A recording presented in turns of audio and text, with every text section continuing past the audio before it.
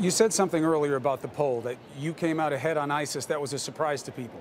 One of the reasons... But not to me, because I talk about it a lot. I understand. But one of the reasons it might have been surprising is something else you said, which is that you get a lot of your military analysis from watching television.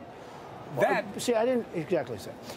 I watch your show, and I watch other shows. And you have one of the best generals, best every retired people. We have great staff. Frankly, probably better than I could get. In all fairness, you know, what do I know? I'm a man that made a great fortune. I'm going to make our country rich, and I'm going to make our country great. But you know what? You do, and get me the right generals, and I'll see 4 or 5 generals. I'll see all sorts of people. You'll even stoop down to the colonel stuff. You go all over the place. But you have a lot of different people, and so do other shows. And they're really good people. And I watch that, and I read the Times, and I read the Wall Street Journal, and I read lots of other newspapers. But you need a team, and don't I you? read magazines, especially Time magazine this week because I'm on the cover, okay, so I especially will read that. But I read magazines, and I read other things. Yeah, sure, I need a team. But, you know, by the time you get to a problem, you know, we're talking a long ways away, it's going to be changed. You're going to have a whole different set of, I mean, different countries will be run by different people, in all fairness. But you'll have someone like your opponent, Jeb Bush, who says, I have a policy team, a staff. He doesn't have one. He says he does, okay? Look, he's a very low-energy person, Jeb Bush. He's got very low energy, which is okay. It's good if you want to lead a long life. But he's a low-energy person. Perhaps he sits down all day long with a particular general. But you know what? I can get a lot of information in a very short time. Now, I've met with numerous people. I was given the biggest award by the Marines the other day, or just about one of the biggest civilian awards by the Marines the other day. I was with all of the Marines. I was with the head of the new head of the Joint Chiefs of Staff, who's a very impressive guy, at the Waldorf Astoria the other night. I was given, you know, one of their most distinguished awards, which was a great honor for me. So you're saying they respect you? I think they do. I mean, well, I got the award from them, and they presented it to me, so I think they do.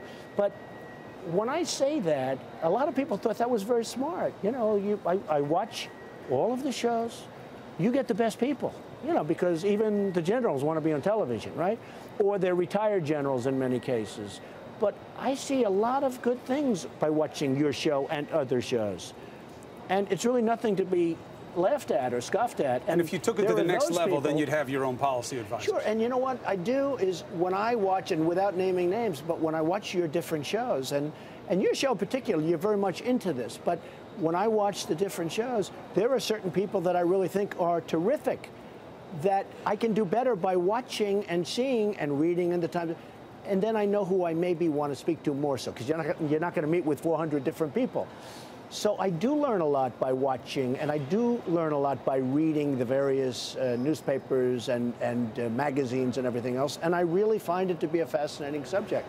Today. And some people agree with me on ISIS. Many of them agree with me on ISIS. Probably reflected in the poll. Today, what do you think your chances of becoming president of the United States?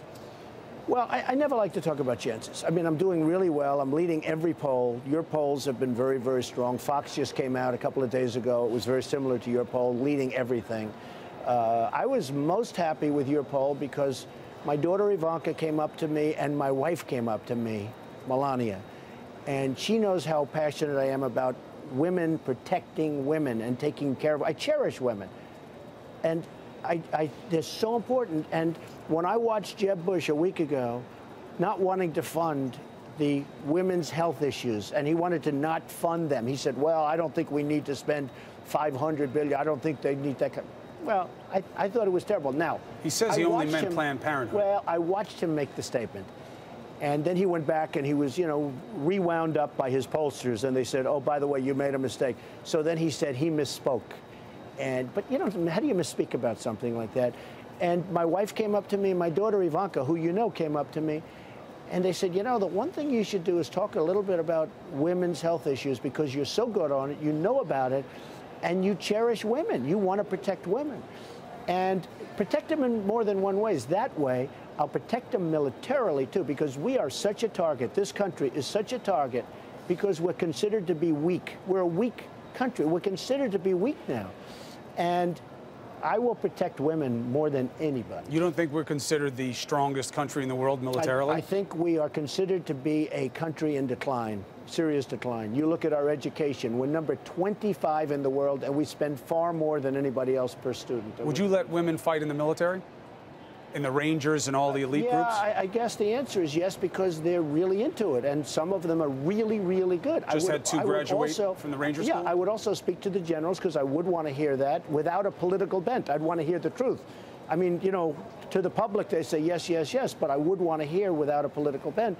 But I tell you what, I know some women that are just, Ronda Rousey is an example, who likes me, said, Lucky for you. I'd take her, hey, I'd take her up my side as a fighter. So the answer is yes, I would. I would also want to speak, however, to the military. So you come on last week and you say, I don't have to talk about what I do with women. I can show what I do with women. We hire them, we put them in positions of excellence, and we pay them often better than their male counterparts if their work warrants it. Better. So your office then comes, they provide us what they call their proof of performance. Okay. Here are the jobs, it happens. Good. It's a private company. We don't want to out the people. You'll say, if I want to come in there. Although they would be willing to do it. That's right. I'll sign an NDA, a non-disclosure. So that goes out. You issue the challenge to the other candidates. The media kind of dismisses it. Yeah. What's your take on why? Well, for the most part, the other candidates never hired anybody. I have thousands of people that work for me. I've had tens of thousands of people. I've created tens of thousands of jobs. That means I paid for education for all these people. I pay for health care far better than an Obamacare. I mean, I pay for really great, I take great care of my people. You know, I have a great company, as you probably noticed when I did my filings. So I'm very proud of my company. The problem with the other candidates, you know, they might have nobody working for them. They don't have people working for them. They've never created a job before. That's all I'm a job-producing machine.